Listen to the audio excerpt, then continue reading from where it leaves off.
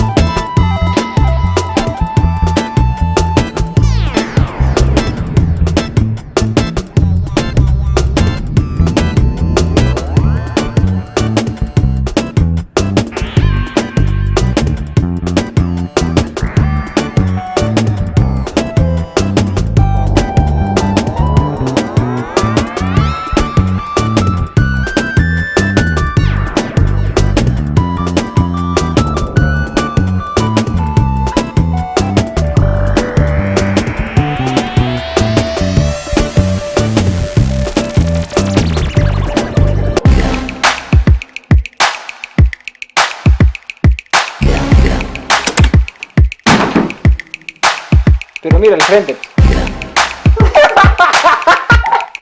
Bueno, esta ha sido la segunda parte de cómo hacer el casco de Iron Man. Y todavía nos falta una parte más donde realizaremos golpes, abulladuras, rayones en el casco, La cual propinó el titán Thanos a Iron Man.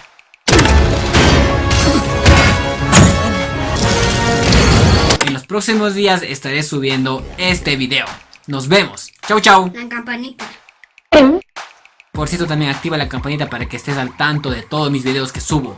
Y también suscríbete, dale like, comenta y comparte y nos vemos. Chao.